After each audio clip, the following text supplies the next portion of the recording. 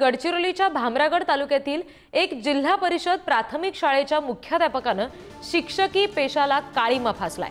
शाळकरी मुलींसोबत लैंगिक चाळे करण्याचा अश्लाघ्य प्रकार मुख्याध्यापकानं केलाय आणि या नराधम मुख्याध्यापकाला भामरागड पोलिसांनी अटक सुद्धा केली आहे। नराधम मुख्याध्यापक मुलींना रजिस्टर पाहण्याच्या बहाण्यानं कक्षात बोलवायचा आणि अश्लील चाळे करायचा।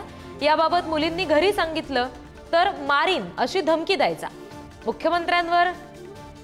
मुख्याध्यापकांवर बाल लैंगिक अत्याचार आणि अॅट्रॉसिटीच्या कलमांखाली गुन्हा दाखल केला गेलाय आणि त्याला अटक सुद्धा झाली आहे।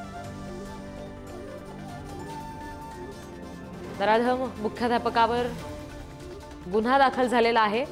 भामरागडमध्ये शाळकरी मुलींचं लैंगिक शोषण, लैंगिक छळ करण्याचा हा सगळा शिक्षकाचा, या मुख्याध्यापकाचा प्रताप समोर आलेला आहे। मुख्याध्यापकाला आता अटक केलेली आहे पोलिसांनी। रजिस्टर पाहण्याच्या बहाण्यानं तो मुलींना कक्षात बोलवायचा आणि अश्लील चाळे करायचा।